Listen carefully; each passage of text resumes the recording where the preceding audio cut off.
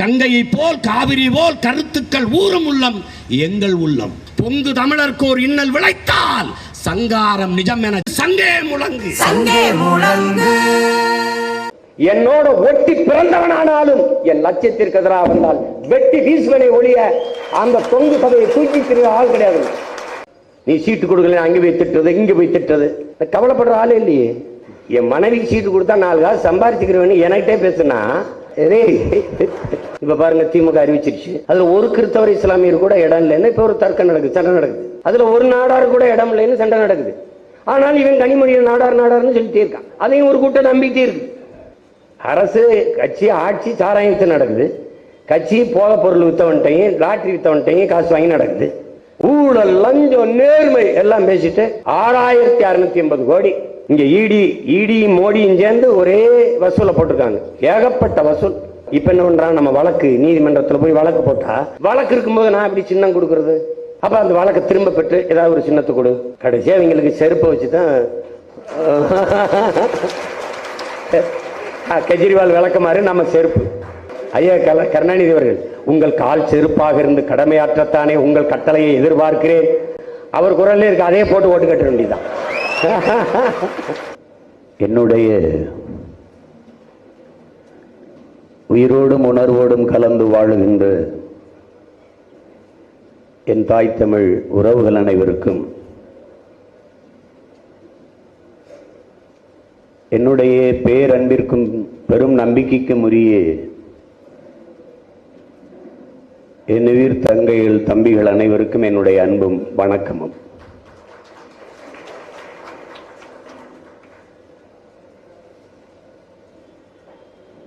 வரலாறுதான்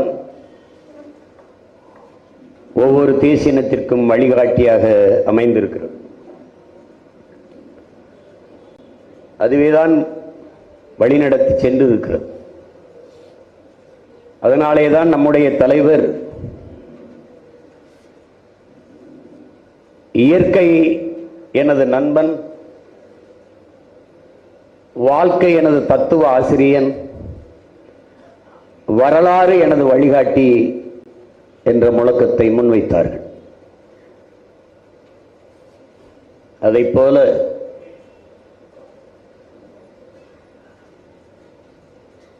நம்மிடம் முன்னவர்கள் நமக்கு வடித்து தந்த வரலாற்று பேராவணங்கள், இலக்கிய சான்றுகள், அவர்கள் பதித்து வைத்த வழித்தடங்கள் எல்லாம் நம்மை வழிகாட்டி கொண்டிருந்தாலும், நம்மோடு வாழ்ந்து கொண்டிருக்கிற வரலாற்று பெரும் ஆய்வறிஞர் 100க்கும் மேற்பட்ட நூல்களை தமிழ் இளம் தலைமுறையினருக்கு வடித்து வார்த்து வழித்தடங்களாக தந்திருக்கிற நம்முடைய ஐயா மாசோ விக்டர் அவர்கள்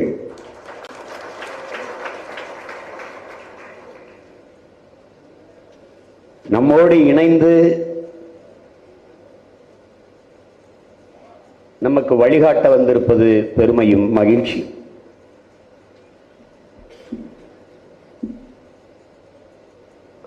நாம்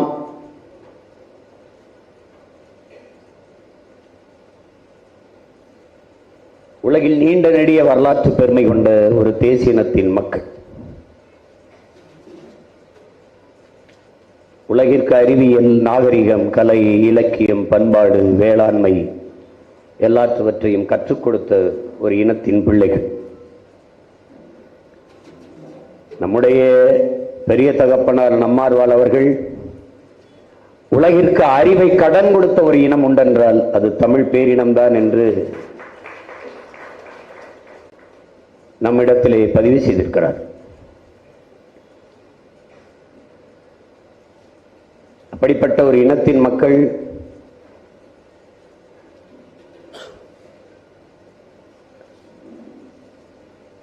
இன்றைக்கு சிதைந்து அழிகிற ஒரு இழிநிலையில் நின்று கொண்டிருக்கிறது.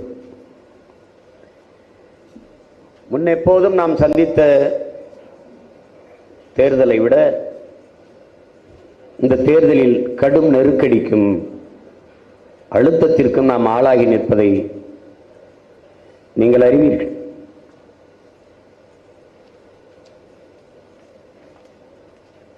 அவர்கள் நம்மிடமிருந்து நம் சின்னத்தை எடுக்கலாம், ஆனால் நாம் சுமந்து இருக்கிற எண்ணத்தை ஒருபோதும் எவராலும் எடுக்க முடியாது என்பதை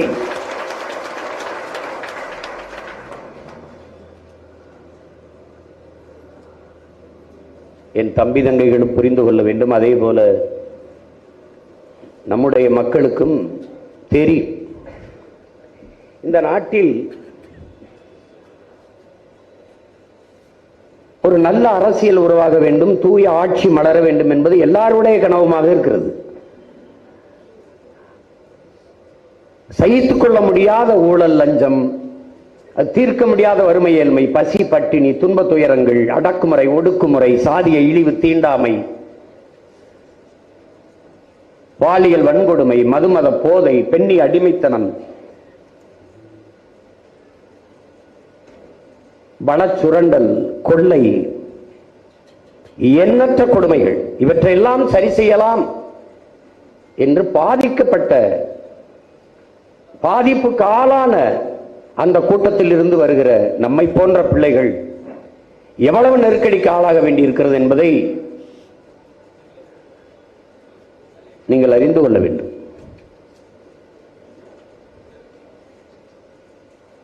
ஜனநாயகம் என்பது வெற்று வார்த்தையாக மாறி நிற்கிறது. நீங்கள் அறிவீர்கள், வெறும் 14 தொகுதி இருக்கிற அசாமில் 3 கட்டமாக தேர்தல் நடக்கிறது.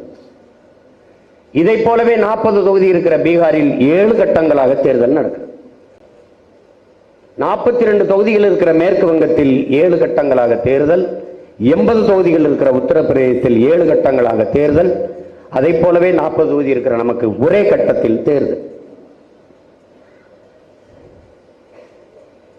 இங்கே வலிமை உள்ளவன், தினமும் உடற்பயிற்சி கூடத்தில் போய் உடற்பயிற்சி செய்து உடலை வலிமையாக வைத்திருக்கிறவனும், மெலிந்து நலிந்து வலிமையற்று இருக்கிறவனும் ஒரே நேரத்தில் ஓடி வெற்றி கொட்டை தொட வேண்டும் என்றால் இது எப்படிப்பட்ட ஜனநாயகம் என்பதை தமிழ் இளம் தம்பி தங்கைகள் புரிந்து கொள்ளும்.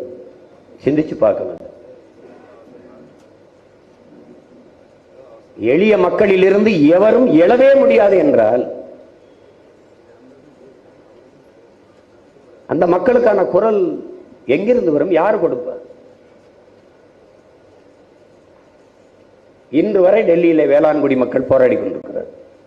ஒரு நாட்டில் ஒரு விவசாயி வீதிக்கு வந்து விட்டால் அது நாடல்ல, அது சுடுகாடு. வேளாண்மை என்பது தொழிலே அல்ல, அது ஒரு வாழ்வியல், அது ஒரு பண்பாடு, அது ஒரு வாழ்க்கை முறை. இந்த உலகத்தில் எதுவில்லாமலும் உங்களால் வாழ முடியும், ஆனால் நீரும் சோறும் இல்லாமல் வாழ முடியாது. அதை எத்தனையோ பேர் அறிஞர்கள், தலைவர்கள், பெருமக்கள் எல்லாம் போதித்திருக்கிறார்கள். ஆனால் அவர்கள் எல்லாம் விட மிக தெளிவாக கற்பித்தது கண்ணுக்கு தெரியாத நுண்ணுயிரி கொரோனா என்கிற நோய் தொற்று. எல்லாரிடமும் பணம் இருந்தது. எவனும் விலை உயர்ந்த கார்களை வாங்கி, மயிலுந்தை வாங்கி வீட்டிலே அடுக்கி வைக்க வேண்டும் என்னவில்லை. எவனும் நகைக்கடையில் போய் நிறைய நகைகளை வாங்கி சேமிக்க வேண்டும் என்று எண்ணவில்லை. துணிக்கடையில் போய் விலை உயர்ந்த பட்டாடைகளை வாங்கி அடுக்க வேண்டும் என்று எண்ணவில்லை. எங்கு மளிகை கடை திறந்திருக்கிறது, எங்கே காய்கறி கடை திறந்திருக்கிறது என்றுதான் தேடிக்கொண்டிருந்தார்கள்.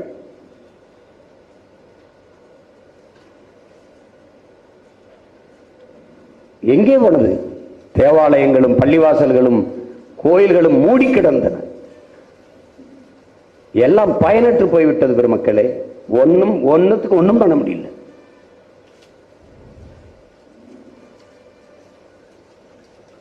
இந்த சூழலில் நாங்கள் விளைவிக்கிற பொருளுக்கு ஒரு நியாயமான அகவிலை, ஒரு நியாயமான விலையை தீர்மானியுங்கள், நியாயமான விலையை கூறுங்கள். இதுதான் 2014 அதுக்கு முன்பு போராடியது. அந்த போராட்டம் வச்ச கோரிக்கை 2014 நாங்கள் ஆட்சிக்கு வந்தால் அதை நிறைவேற்றும் என்று சொன்னார்கள். 10 ஆண்டுகள் ஆகிவிட்டு இன்றும் அதே கோரிக்கை வைத்து வீதியில் நிற்கிறார்கள், சுட்டுக் கொள்கிறார்கள்.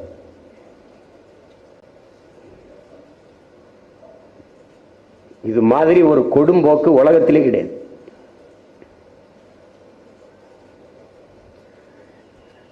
இவர்களெல்லாம் நினைத்துக் கொண்டிருக்கிறார்கள் விவசாய சின்னத்திற்காகத்தான் எனக்கு ஓட்டு போட்டார்கள் என்று. எல்லோரும் சேர்ந்து என்னை மிகப்பெரிய தலைவராக்க பாடுபட்டுக் கொண்டிருக்கிறார்கள் என் உடன் பிறந்தார்களே. இந்த தேர்தலில் என் மக்கள், என் சொந்தங்களின் உடன் பிறந்தவர்கள் நிரூபிப்பார்கள், நீ கொடுத்த சின்னத்திற்கல்ல, சீமானின் எண்ணத்திற்கு, அவன் முன்னெடுக்கிற அரசியல் கோட்பாடுகளுக்கும், அவன் கத்தி கத்தி கற்பித்த தத்துவத்திற்கும் தான் வாக்கு என்பதை நிரூபிப்பார்கள். இந்த ஒரு பயணம் தான், இந்த ஒரு கட்டம் தான் ஆள் பள்ளத்தில் நாம் நிற்கிறோம். தாண்டிவிட்டால் சமதளத்தில் நம் பயணம் சரியாயிடும்.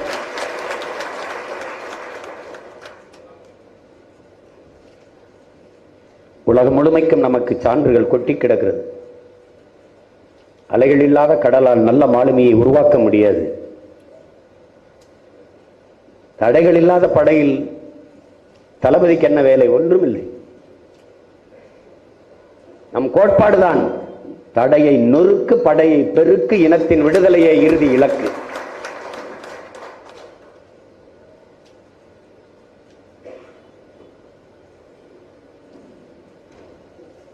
நாற்பது வேட்பாளர்கள்.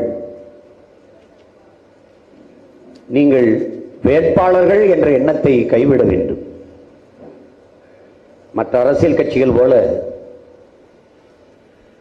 தேர்தலில் போட்டியிடவில்லை. இது தேர்தல் மற்ற கட்சிகளுக்கு, நமக்கு இது புரட்சிகர அரசியல் போர்க்களம். நீங்கள் ஒவ்வொருவரும் வீர மிகுந்த புரட்சிகர அரசியலை, உண்மையும் நேர்மையுமான தூய அரசியலை கட்டமைக்க களத்தில் நிற்கிற தளபதிகள் என்பதை கவனத்தில் வைத்துக் கொள்ளணும். புரட்சி என்பது என்ன? வெளிப்படையாகவே அநீதிகளால் கட்டமைக்கப்பட்ட சமூகத்தை தகர்த்து முற்றுமுழுதாக ஒரு புதிய சமூகம் படைப்பதே புரட்சிங்கிறான் பகத்சிங். அப்படி உங்களுக்கு தெரிகிறது, இது வெளிப்படையாகவே அநீதிகளால் கட்டமைக்கப்பட்ட சமூகம். அதை தகர்த்து புரட்சிகர மாறுதலை கொண்டு வர களத்திலே நிற்கிற புரட்சியாளர்கள் நீங்கள் என்பதை கவனத்தில் வைத்துக் கொண்டு களத்தில் நில்லுங்கள். முதலில் உங்களை நம்புங்கள். நீங்கள் ஆக சிறந்தவர்கள், அதனாலே உங்களை தேர்வு செய்து வாய்ப்பு தரப்பட்டிருக்கிறது, கொடுக்கப்பட்டிருக்கிறது என்று நீங்கள் நம்புங்கள். இத்தனை கோடி தமிழ் மக்களின் குரலாக தமிழ் தேசிய அரசியல் கட்டமைப்பு கட்ட இருக்கிற கோட்டைக்கு 40 வலுவான தூண்கள் என்பதை நீங்கள் உணருங்கள். நம் முன்னவர்கள் விதைத்து வைத்த தமிழ் தேசிய அரசியல் கோட்பாட்டை மக்களிடையே கொண்டு செல்ல இருக்கிற எடுத்து செல்ல இருக்கிற தூதுவர்கள் என்கிற எண்ணம் உங்கள் ஒவ்வொருவருக்குள்ளும் இருக்க வேண்டும். இவர்களைப் போல வேட்பாளர்கள் அல்ல நீங்கள். அதை கவனத்தில் வைத்து களத்திலே நில்லுங்கள். நீங்கள் நில்லுங்கள். திரும்பி பாருங்கள், ஒரு நிழல் விழும். அது உங்கள் நிழல் அல்ல, நான் தான் அது என்பதை நம்புங்கள்.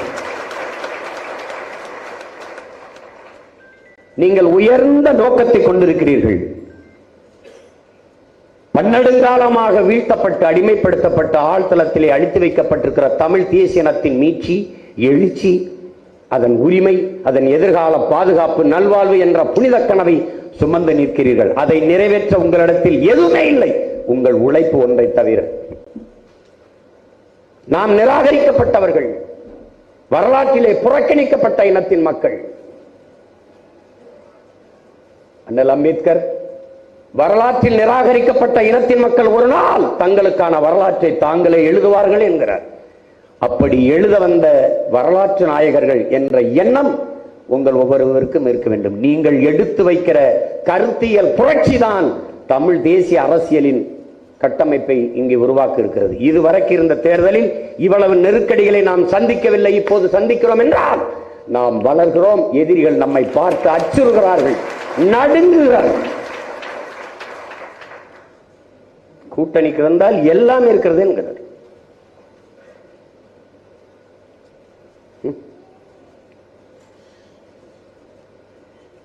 நாம் உருகி கரைந்து ஓடுவதற்கு பனிக்கட்டி அல்ல, புலிக்குட்டிகள் என்பது தெரியாமல் அவர்கள் நம்மோடு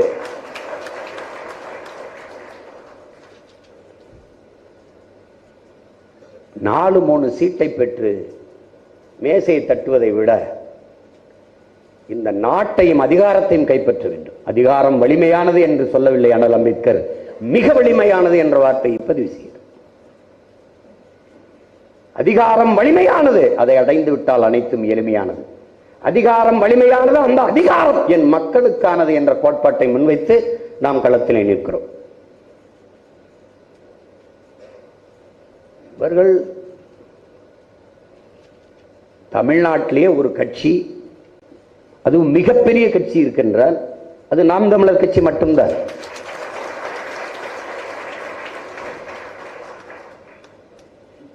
என் அன்பிற்குரிய தங்கை தம்பிகளே, நீங்கள் நன்றாக கவனியுங்கள். 40 தொகுதியிலும் தனிச்சு துணிந்து போட்டியிடுவதற்கு ஒரு கட்சிக்கு கூட துணிவில்லை.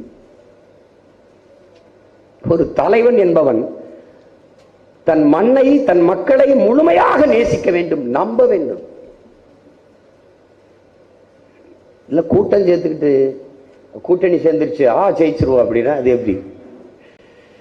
அப்படி பார்த்தா நம்மை விட வலிமையான கூட்டணி அமைத்தவன் இங்கு இல்லை. நாம மட்டும்தான் 8 கோடி மக்களோடு சேர்ந்து களத்திலே தேர்தலிலே போட்டியிடும்.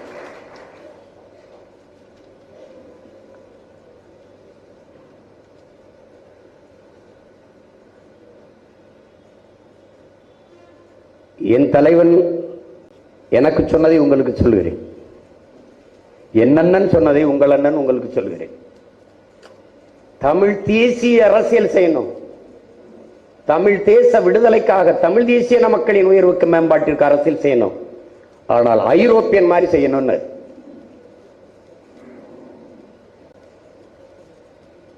அப்படி செய்யுங்கள். உங்கள் ஆற்றல், உங்கள் திறன் அத்தனையும் பயன்படுத்துங்கள். கட்சியின் பொறுப்பாளர்கள் எல்லாம் நீங்கள் ஒவ்வொருவரும் உங்களை இந்த களத்திலே நிற்கிற வேட்பாளர்கள் என்று கருதி கொண்டு களத்திலே நில்லுங்கள். உங்களுக்கு வாய்ப்பு தரவில்லை, எனக்கு வாய்ப்பு தரவில்லை, அந்த எண்ணத்தை கைவிடுங்கள். நாங்கள் எதற்காக இதை செய்திருக்கிறோம் என்று வென்று முடிக்கும் போதுதான் உங்களுக்கு புரியும். தேடி தேடி ஒவ்வொரு வேட்பாளரையும் தேர்வு செய்ய நாங்கள் பட்ட பாடு யாரிடத்திலும் சொல்லி மாளாது. மிக தகுதியானவர்களை, மிக திறமையானவர்களை பொறுக்கி தேர்ந்து எடுத்து நிறுத்தி இருக்கிறது. காரணம், நாம் பொறுக்கு விதை மரபினர்கள். நிலத்திலே செடியிலே காய்க்கிற எல்லா கத்தரிக்காயையும் விதைக்கி விட்டதில்லை ஒரு வேளாண் குடிமகன். பந்தலிலே தொங்குகிற எல்லா புடலங்காயையும் பீக்கங்காயையும் விதைக்கி விட்டதில்லை. அதிலே எது சிறந்த காய், எது பெரிய காய், அதிலே ஒரு கல்லை கட்டி அது விதைக்கி என்று விடுவான். கத்தரிக்காயில் எது பெருத்து, எது அழகா நல்லா காய்ச்சிருக்கு, அதுல அந்த விதையை விடுவான். இது மரபு. கிடாய் சண்டை விட்டதெல்லாம் எதற்கு? பொழுதுபோக்கிற்கு என்று கருதினீர்களா என் உடன் பிறந்தார்களே? ஒரு கிடாயையும் மோத விடுவான். தோற்ற கிடாய் அடுத்த நொடி கரியாகும். வென்ற கிடாயை இனப்பெருக்கத்துக்கு வச்சிருப்பான். சேவல் சண்டை எதற்கு? தோற்று சேவல் கரியாகும் உடனே வென்ற சேவல் வீரத்தை இன்னொரு தலைமுறைக்கு கடத்தும். ஆட்டிலும் கோழியிலுமே வீரத்தை கடத்திய பரம்பரையில் வந்தவன் நீ என்பதை கவனத்தில் வைத்து வேலை செய்ய. காளியம்மாள் கட்சியில இருந்தாங்களா? நான் சேர்த்தேன். அவங்க ஏதோ ஒரு அமைப்பு வச்சிருந்தாங்க. நாகப்பட்டினத்தில் நடந்த ஒரு போராட்டத்தில் அப்ப எங்க மாமா தலைமையில், சாகுல் மாமா தலைமையில் ஐயா மணியரசன் அங்கெல்லாம் பங்கேற்று அதுல ஒரு மகள் வந்து பேசினார், சிறப்பா பேசினார். அவர் மீனவர் பாதுகாப்புக்கு ஒரு அமைப்பு வைத்திருந்தார். அப்போ கேட்டேன், இந்த பிரச்சனைகளை நான் மக்களிடத்தை கொண்டு அதற்கு ஒரே ஒரு வாய்ப்பு தான் இருக்கு வான்னு சொல்லி அவள் பிறந்தது நாகப்பட்டினத்தில், ஆனால் வட சென்னையிலே வேட்பாளராக நிறுத்தினார். இன்னைக்கு நாம் தமிழர் கட்சியிலே காளியம்மாள் ஒரு தளபதி, ஒரு கேடர். அப்படிதான் இதுல இருக்கிற 40 பேரும் ஒரு கேடர், வலிமை மிக்க தளபதிகள், லீடர்ஸ். தர்க்க அறிவு, அதை வச்சுதான் ஒருத்தன் அறிவை கணக்கிடன்றான் சாக்ரட்டிஸ் என்ன சொல்றான்? ஒருவன் எழுப்புகிற கேள்விக்கு ஒருவன் சொல்லுகிற பதிலை வைத்து அவன் அறிவன் மதிப்பிட முடியாது. அப்ப என்ன பண்ணும்? ஒருவன் ஒரு கேள்வி எழுப்புகிற போது இன்னொரு கேள்வியவே அதற்கு பதிலாக அவன் அளிக்கிறானோ அவன் தான்டா. அந்த கேள்வியிலே அவனுக்கு பதில் இருக்கணும், ஒரு கேள்வியாக இருக்கணும். அவனுக்கு அந்த தற்கறிவு இருக்கிறவன் தான்டா அறிவாளிங்கிறான். தர்க்க அறிவு இல்லாதவர். சிலரை நிறுத்திருக்கலாம், சிலரை திரும்ப பெற்றிருக்கலாம். அதுக்கு நான் வருந்துறேன். எனக்கு இது பொழுதுபோக்கு இல்லை, உங்களுக்கு இது சாதாரணமா இருக்கலாம். எனக்கு அது அப்படி இல்லை. எனக்கு அது அப்படி இல்லை. பல ஆயிரம் ஆண்டுகளாக என் இனமுன்னவர்கள் தூக்கி சுமந்து வந்த கனவு, அதை என் தலைவன் சுமந்து நின்றான். அவனுக்கு பின்னே வந்திருக்கிற அவன் பிள்ளை நான் என் தலைவனின் கனவையும் சேர்த்து சுமந்து நிற்கிறேன். இதை நீங்கள் புரிந்து கொள்ள வேண்டும். இங்க வேண்டியவன் வேண்டாதவன் எவனும் எனக்கு கிடையாது. என்னோட ஒட்டி பிறந்தவனானாலும் என் லட்சியத்திற்கு எதிராக வந்தால் வெட்டி வீசுவனை ஒழிய அந்த தொங்கு சபையை தூக்கி திரிய ஆள் கிடையாது. என்னை பெற்ற தாய் தந்தே வந்தாலும் என் லட்சியத்துக்கு எதிராக என் எதிரிதான். நீ சீட்டு கொடுக்கல, அங்கே போய் திட்டுறது, இங்க போய் திட்டுறது, கவலைப்படுற ஆளே இல்லையே. ஒண்ணு இது ஒண்ணு, இதுக்கு மதிப்பு இருக்கு. சுழியம் அதுக்கு மதிப்பு இல்லை. ஆனா அந்த ஒண்ணுக்கு 10 இருந்தா 10, 10க்கு இன்னொரு இந்த 10க்கு பக்கத்தில் இன்னொரு முட்டையை போட்டீங்கன்னா அது 100, அதுக்கு பக்கத்தில் போட்டீங்கன்னா 1000, அதுக்கு பக்கத்தில் போட்டா 10,000, அதுக்கு பக்கத்தில் போட்டா லட்சம். இப்படி போயிட்டு இருக்கு. இந்த ஒண்ணுக்கு பக்கத்துல இந்த சைபர், இந்த சுழியத்தை, இந்த முட்டையை போட்டுக்கொண்டு போக போக போக போக மதிப்பு கூடிக்கொண்டே போகிறது. இந்த சுழிய நினைக்குது, இந்த முட்டை நினைக்குது, கூமுட்டை நினைக்குது. இந்த ஒண்ணுக்கு பக்கத்தில் இப்படி போகும்போது நமக்கு மதிப்பு கூடுது. இந்த முட்டை இந்த ஒண்ணுக்கு இந்த பக்கம் வந்துடணும்னு நினைக்குது. இந்த ஒண்ணுக்கு இந்த பக்கத்துல புரியுது நினைக்கிறேன். இந்த ஒண்ணு இருக்குல்ல, இந்த ஒண்ணுக்கு இந்த பக்கத்தில் இருக்கிற போது மதிப்பு கூடுது. இந்த பக்கத்துல வரும்போது அது முட்டையா தான் இருக்கு, அது சுழியமா தான் இருக்கு.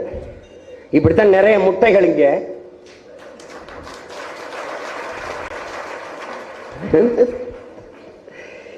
என் மனைவிக்கு சீட்டு கொடுத்தா 4 காசு சம்பாதிச்சுக்கிறவனு என்கிட்டே பேசுனா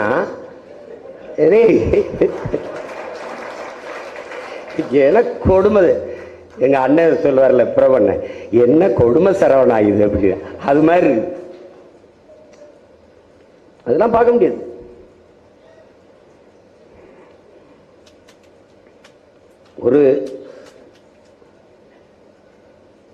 ஒரு ஆசிரியர் எதுக்கு பாடுபடுவார்? நல்ல மாணவர்களை, அறிவார்ந்த பிள்ளைகளை உருவாக்கத்தான் பாடுபடுவார்.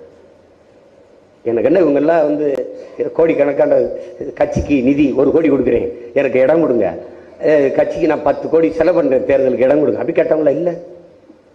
நான் தேடுங்க யாரை நிறுத்தினா சரியா இருக்கணும், சமூக பிரதிநிதித்துவம் இருக்கணும்.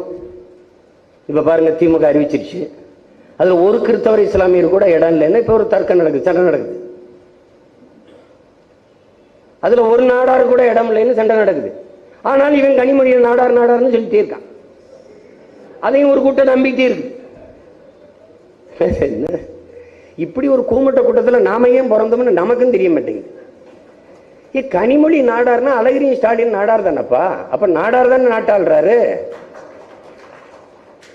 இல்ல கனிமொழி நாடாரு, இவங்க 2 பேரும் வேற. ஒரு அப்பாவுக்கு 2 சாதியா? 2 சாதியா?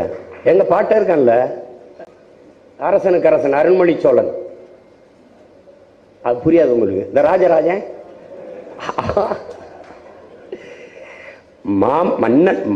மாமன்னன் இருக்கணும், அரசனுக்கு அரசன் இருக்கணும், பேரரசன் இருக்கணும். அததான் ராஜராஜன் வச்சுட்டான் சமஸ்கிருதத்துல. அவனுக்கு ஒரு சோரட்டி அடிக்கிறாங்க பாருங்களேன். ராஜராஜ சோழ உடையார், பக்கத்துல ராஜராஜ சோழ தேவேந்திரர், அதுக்கு பக்கத்துல ராஜராஜ சோழ வன்னியர்,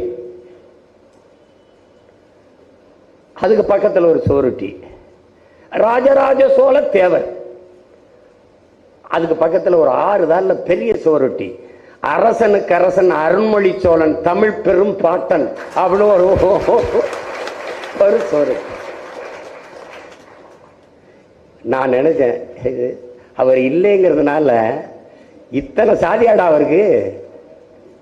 அதான் எங்க தாத்தா தெய்வ திருமகன் முத்துராமலிங்க சொல்றாருல, டேய் நல்லவனை சாதி பயன்படுத்திக்கிறோம், கெட்டவன் சாதியை பயன்படுத்திக்கிறான்ற.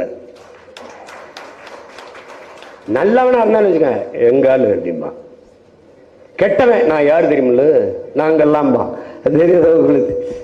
அதுதான் அதான் கதை. அவன் நல்லவன், அதனால எங்காலு எல்லாருக்கும். அது என் அன்பிற்குரிய பிள்ளைகளுக்கு நான் ஒண்ணுதான் சொல்லுவேன், நீங்க இந்த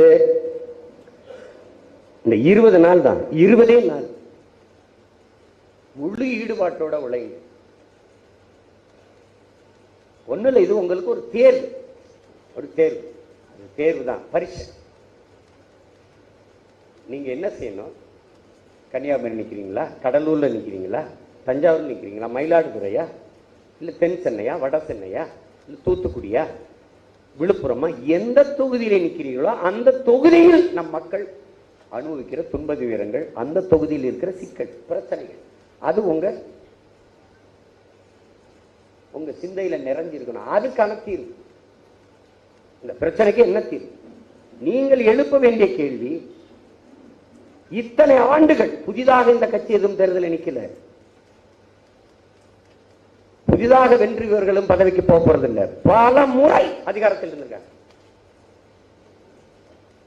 10 ஆண்டு காலம் ஐயா மன்மோகன் சிங் அவர்கள், 10 ஆண்டு காலம் ஐயா நரேந்திர மோடி அவர்கள் நம் வாழ்நாளில் சரிபாதியை சாப்பிட்டிருக்கிறார்கள். 20 ஆண்டுகள் இந்த நாடு அரை அங்குலம் முன்னேறியது, வளர்ந்தது, வறுமை ஒழிந்தது, ஏழ்மை ஒழிந்தது, வேலை வாய்ப்பு ஏதாவது உண்டு, ஏதாவது ஒன்றுமே.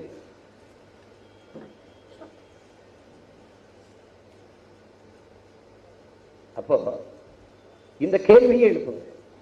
இவ்வளவு துயரங்களை, இவ்வளவு வறுமையை, இவ்வளவு ஏழ்மையை, இவ்வளவு கஷ்டத்தை நமக்கு தந்தவர்கள் யார்? இந்த தூத்துக்குடிய அணுகு, அங்க ஸ்டெர்லைட். இந்த கட்சிகள் ஆட்சிகளுக்கு தெரியாம ஒருத்தவங்க அந்த அணுகுல வச்சு போயிட்டானா? இல்ல. கேரளாவுக்கு வர இருந்த அணுகுலை அங்கே எதிர்த்து போராடினார்கள் காங்கிரசும் கம்யூனிஸ்டும். நான் வெளிச்சத்தில் வாழ்வதை விடவும் உயிரோடு வாழ்வது முக்கியமானது என்று அணுகுலையை எடுத்துட்டு போட்டாங்க. ஆனால் கொஞ்ச தூரம் தள்ளி அவன் இடிந்த கரையினை கொண்டு வந்து வைக்கிறான். எந்த கம்யூனிஸ்ட், எந்த காங்கிரஸ் கேரளாவில் கூடாது என்று எதிர்த்ததோ அதே காங்கிரசும் கம்யூனிஸ்டும் அணுகுலையை இங்க வைக்க வேண்டும் என்று நம்ம எதிர்த்து போராடி. அப்படின்னா இந்த கேள்விகளை நம் மக்கள்கிட்ட எழுப்பணும். எல்லை தாண்டி வருகிறார்கள் மீனவர்கள், அதனால் பிடிக்கிறார்கள். எல்லை தாண்டி கேரள மீனவர்கள் வருகிறார்களா? இல்லை. ஏன் ஒரு மீனவர் கூட சிறைபிடிக்கப்படுவதில்லை?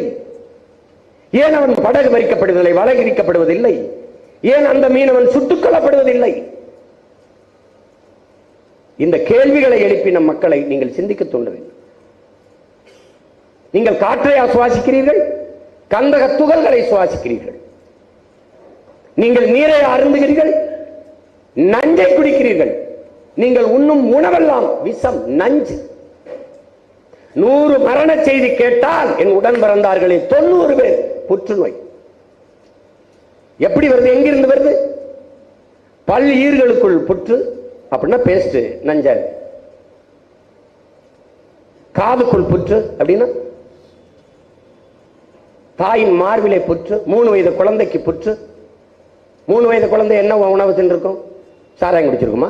சிகரெட்டு, பான்பராக்கு, பீடம் என்ன போட்டிருக்கும்? தாய்ப்பாலை தவிர எதையும் உண்ணாத குழந்தைக்கு புற்றப்படி வந்தது.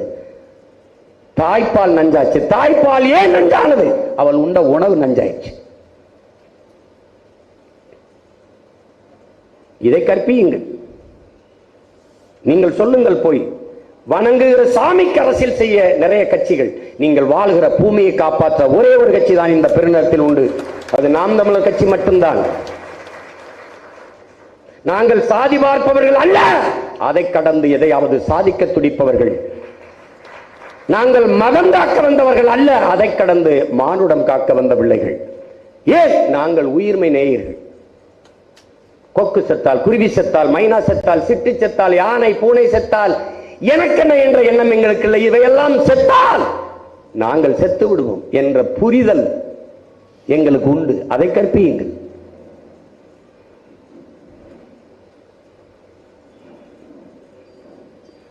அதை எடுத்துக்கொண்டு போய் மக்களிடத்திலே கருத்தியல் புரட்சியின் மூலம் வெல்ல போராடுங்கள். நம்மிடத்திலே காசு இல்லை, ஆகச் சிறந்த கருத்தியல் இருக்கிறது. நம்மிடத்தில் கோடிகள் இல்லை, ஆனால் மிக உயர்ந்த கொள்கைகள் இருக்கிறது. அதை எடுத்து வைத்து களத்திலே நில்லுங்கள். இருக்கும், சின்ன சின்ன கசப்பான அனுபவங்கள் இருக்கும். அதை கடந்துருங்க. ஒரு கிளி ஒரு மரத்துல ஒரு கிளையில போய் உட்கார்ந்து சாப்பிடுது. நிறைய கனிகள், எல்லாமே தித்திப்பா இருக்கு, எல்லா கனிகளையும் சாப்பிடுது. அந்த கிளையை விட்டு அது நகரவே இல்லை. ஆனால் ஒரே ஒரு கனி கசப்பா இருக்கு. சாயின்னு துப்பிட்டு அடுத்த கிளைக்கு தாவிடுது. அந்த கிளையில் எல்லா கனிகளும் தித்திப்பா இருக்கு, சாப்பிடுது. அதுல ஒரே ஒரு கனி கசந்துருது, ஒரு பழம் கசந்துருது, துப்பிடுது. அடுத்த கிளைக்கு தாவுது. அங்கே நிறைய இனிப்பான கனிகள் எல்லாத்தையும் சாப்பிடுது. ஒரு கனி கசப்பு கசக்குது, துப்பிடுது. அப்படியே கிளை விட்டு தாவி தாவி உச்சி கிளைக்கு போயிருது. அங்க போயிட்டு திரும்பி பார்க்குது, அதன் மேலே ஒரு பொன்னொளி வீசுது. கிளி தன்னை பார்க்குது, தங்க நிறமாக கிளி மாறிடுது. தங்க நிறமாக கிளி மாறிடுது. ஐயா இறையன்பு எழுதுகிறார், என் அன்பு உடன் பிறந்தார்களே, இந்த இடத்துல பத்தை தீட்டும் போது வைரத்திற்கும் வலிக்கும், அதை போல மனம் கசப்பையும் சுவைக்க கற்றுக்கொண்டால் தங்கம் போல ஜொலிக்கும் என்கிறார். நீங்க நமக்குள்ள ஏற்படுகிற சின்ன சின்ன பிரச்சனைகளே பிரச்சனையாக பார்த்தால் இனத்தின் பிரச்சனையை எப்படி தீர்ப்பீங்க? உங்கள் இனம் சுமந்து நிற்கிற பிரச்சனைகள் தான் உங்களுக்கு பிரச்சனை என்றால் நீங்கள் எதிர்கொள்கிற அந்த பிரச்சனை பிரச்சனையாவே படாது. இலக்கை பெரிதாக தீர்மானியுங்கள். நாம் ஏன் இவர்களோடு பெரிய பெரிய கட்சிகள் இருக்கட்டும், உலகில் வெல்ல முடியாத படை என்ற ஒன்றே இருந்ததில்லை என்கிறான் ஜோசப் ஸ்டாலின், ரஷ்ய அதிபர். நமக்காக தான் சொல்றான். அப்படின்னா ஒண்ணும் கிடையாதுரா, அப்படிலாம் ஒண்ணும் கிடையாதுன்றான். முகலாய பேரரசு, பிரிட்டிஷ் சாம்ராஜ்யம், விஜயநகர பேரரசு, சேல சோழ பேரரசு எல்லாம் சரிஞ்சிருக்கிறது. இந்த திராவிட கட்சி குச்சி எல்லாம் நொறுக்கி போட முடியாதா? இதெல்லாம் ஒரு கோட்பாடா, கொள்கையா? ஒண்ணும் கிடையாது. அரசு கட்சி ஆட்சி சாராயத்து நடக்குது. கட்சி போத பொருள் வித்தவன்ட்டையும் லாட்டரி வித்தவன்ட்டையும் காசு வாங்கி நடக்குது. இதுல என்ன இருக்குது? ஊழல், லஞ்சம், நேர்மை எல்லாம் பேசிட்டு 6680 கோடி இங்க இடி மோடியும் சேர்ந்து ஒரே வசூலை போட்டிருக்காங்க. ஏகப்பட்ட வசூல், எல்லா முதலாளிகள்கிட்ட வசூல், எல்லா கூட்டிணைவு நிறுவனங்கள்கிட்ட கோடி கோடியா பணத்தை வாங்கி கொண்டு அப்புறம் இதுக்கு ஊழல் லஞ்சம் எல்லாம் நீங்க செய்ய போறீங்க? இது கையூட்டு இல்லையா? எங்கெங்க அவங்க அமலாக்கத்துறை சோதனை நடந்திருக்கோ அங்கெல்லாம் அந்த முதலாளிகிட்ட காசு வாங்கியிருக்காங்க. இதை விட கொடுமை, அந்த வழக்கை எடுக்க விடல நீதிபதி. அதான் அதை விட கொடுமை. அதுல அந்த தலைமை, அந்த வழக்கறிஞர் சங்கத்தினுடைய தலைவர், அவர் குடியரசுத் தலைவருக்கு ஒரு கடிதம் எழுதுறாரு பாருங்க. பாராளுமன்ற ஜனநாயகம் செத்துவிடும், இந்த வழக்கை, இந்த தீர்ப்பை நிறுத்தி வைக்க சொல்லுங்கள். பாராளுமன்ற ஜனநாயகம் செத்துவிடும், கார்பரேட்டுகளின் சுதந்திரம் பறிபோய்விடும் எழுதிக்க. யாருக்கு அரசு நடக்குது பத்தி இல்ல? இங்கே கட்சி அரசியல், தேர்தல் அரசியல் தான் நடக்கிறது. மக்கள் அரசியல், மக்களுக்கான அரசியல் இல்லை. நாம் மட்டும்தான் மக்களுக்கான அரசியலை செய்ய வந்த பிள்ளைகள் என்பதை நீங்க புரிந்து கொள்ள.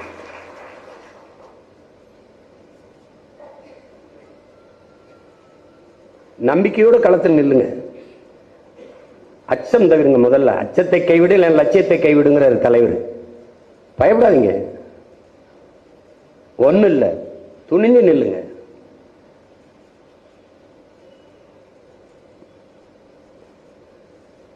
ஒரு அரசன் ஒரு பேரறிவிப்பு செய்யறான். இந்த அரண்மனை கதவை திறந்து விடுகிறவனுக்கு நான் இளவரசர் பட்டம் கொடுத்துறேன்றான். இந்த அரண்மனை கதவை திறக்கிறவனுக்கு இளவரசர் பட்டம். எந்த இளைஞனும் வர மாட்டேங்கிறான். அவர் அடுத்ததுல என்ன சொல்லிடுறாருன்னா, அது திறக்க முடியல கை ரெண்டையும் வெட்டிடுவேன். திறக்கணும், தள்ளி திறக்கணும். உன்னால திறக்க முடியல கை ரெண்டையும் வெட்டிடுவேன். அவனு ஒருத்தர் வர மாட்டான். எதுக்குடா போய் திறக்க போயிட்டு கை ரெண்டையும் வெட்டிட்டான்னா என்னன்னு. அதுல ஒரு இளைஞன் நான் திறக்கிறேன்னு வர்றான். சரி, எல்லாம் பயங்க, ஏய் என்னப்பா திறக்க முடியல கையை வெட்டிடுவாங்கப்பா, போட்டும். கைதான போகுது, உயிர் போகல. இல்ல, நம்பிக்கையோட போய் கதவை திறக்கிறான். ஒண்ணுமே செய்யல, இப்படி தள்ளா திறந்துச்சு. காரணம் என்ன? எது ஒன்றையும் இழக்க தயாராக இல்லாதவன் பிரிதொன்றை அடைய முடியாது. இங்க துணிவுதான் முக்கியம். நீங்க சந்திரன்ல கால் வச்சது ஆம்ஸ்ட்ராங் படிக்கிறீங்க. ஆனா உண்மையிலேயே இறங்கி இருக்க வேண்டியவன் யூரி ககாரின் தான். அவனைத்தான் பயிற்சி கொடுத்து தயாரிக்குது. அவன் பெரிய கப்பற்பட வீரன். அவன் தயாரிக்கிறாங்க, பயங்கரமா தயாரிச்சு அவன் தான் இறங்குவான், சந்திர மண்டலத்தில் இறங்குவான், சந்திரன்ல இறங்குவான், நிலவிலே கால் வைப்பான்னு கீழர்கள் எல்லாம் கவனிச்சு பார்த்துக்கிட்டு இருக்கான். என் உடன் பிறந்தார்களே, இது உண்மையா பொய்யான்னு இல்லை, ஆனா நமக்காக சொல்லப்பட்ட கதை என்றாலுமே நீங்க இது உள்வாங்கிக்கிறீங்க. இந்த போயிடுச்சு, யூரி ககாரின் தான் இறங்க போறான் நிலவுல, எல்லாம் எதிர்பார்த்துக்கிட்டு இருக்கான். பக்கத்துல ஆம்ஸ்ட்ராங் கூட துணைக்கு போனவர் தான் ஆம்ஸ்ட்ராங். இவன் போய் அங்க போய் சேர்ந்த பிறகு ஜம்ப் அப்படின்னு கீழே இருந்து உத்தரவு வருது.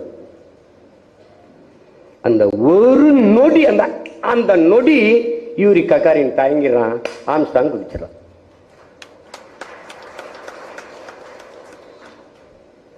அந்த அவமானத்துல யூரி ககாரின் தற்கொலை பண்ணி இங்க செத்துறான். அதுக்கு அங்க குதிச்சே செத்துருக்கலாம். எதுக்குன்னா அந்த ஒரு நொடி தயக்கம் எவ்வளவு பெரிய சாதனையை பின்னுக்கு தள்ளிட்டது வரும். தயங்காதீங்க, பயப்படாதீங்க, பயப்படாதீங்க. எல்லாருமே பாடினதுதான் அச்சம் தவிர்ங்கிறதான். பாரதியே தான் சொல்றான், அச்சம் தவிர், விட்டு ஒளிங்க, பயப்படாதீங்க. நம் இனத்தவன் பாருங்க, 20 நாடுகளின் படை கொண்டுதான் நாங்கள் விடுதலை புலிகளை போரில் வீழ்த்தினோம்ங்கிறான். அப்ப அத்தனை நாடுகள் படை நடத்திய போதும் அஞ்சாம போர்ல நின்று போராடி சத்தம் வீர மரபுல வந்த நீ சும்மா இந்த கேர களத்தில் நிக்கிறதுக்கு பயப்படு. ஏதோ போருக்கு அப்படியே கசாப் கடைக்கு கூட்டிட்டு போற மாதிரியே பயப்படுது. என்னது நீ பயந்து நின்றுவ, திருட்டு பைய, அந்த கொலார பைய, முன்னாடி சாராயம் காய்ச்சிருவா தாளாளர் ஆயிடுவான், எல்லாம் அயோக்கிய பையில வந்துடுவான். கற்றவர்கள் நிரப்பாத இடத்தை மற்றவர்கள் இயக்குவார்கள். கற்றவர்கள் தான் வழிகாட்டணும். அந்த இடத்துல கயவர்கள் நிரப்பி விடுவார்கள். அதான் இது. அரசியலுங்கிறது ஒரு மக்களுக்கு சேவை செய்கிற ஒரு இதா இல்லது, அப்படி இல்லை இவங்களுக்கு. அரசியல் என்பது ஒரு பெரிய வியாபாரம் ஆயிருக்குது. ஒரு தேர்தல் வரும்போது 500 கோடி 10 சீட்டு மந்திரி அப்படி பேரம் பேசி அப்படிதான் இருக்குது. இப்ப பாருங்க, யாருன்னே தெரியாதவங்க சின்னத்தை வாங்கி வச்சுக்கிறான், முன்னாடி வந்துட்டான்னு சின்னத்தை வாங்கி, அது ஒரு வியாபாரமா இருக்கு. நம்ம கூட அடுத்த ஒரு 5-6 சின்னத்தை வாங்கி வச்சுக்கிட்டு சேலம் போல தெரியுது. அப்படித்தானே இருக்குது, இங்க அப்படிதான் இருக்கு.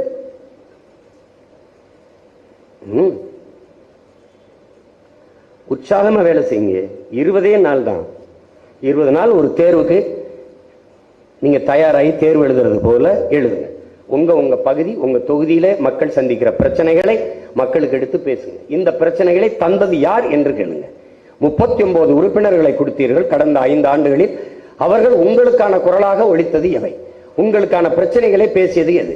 உங்களுக்கு இருந்த பிரச்சனைகளை தீர்த்தது எது? 10 ஆண்டுகளில் இவர்கள் செய்யாத நல்லதை பிஜேபி, 10 ஆண்டுகளில் செய்யாத காங்கிரஸ் செய்யாத நல்லதை அடுத்து வருகிற 5 ஆண்டுகளில் செய்வார்கள் என்று எப்படி நம்புகிறீர்கள்? அதனால் எளிய பிள்ளைகள், நாங்கள் அடிப்படை அமைப்பு அரசியல் மாற்றம் என்ற புரட்சிகர முழக்கத்தை முன்வைத்து இது மாற்றத்திற்கான எளிய மக்களின் புரட்சி என்று வருகிறோம். அடிப்படை அமைப்பு அரசியல் மாற்றம் என்றால் என்ன? அது நம்முடைய வரைவு புத்தகம் தருது, போகும்போது வெளியிட்டுருவோம், வாங்கி படிங்க. உங்களுக்கு தெரியும், நானே நேர பல மேடைகளில் பேசியிருக்கேன். இப்போ ஒரு சின்ன உதாரணம் சார். இப்ப அரசு பணியில் இருக்கிற ஒரு மருத்துவர் இந்த தேர்தலில் போட்டியிட முடியாது.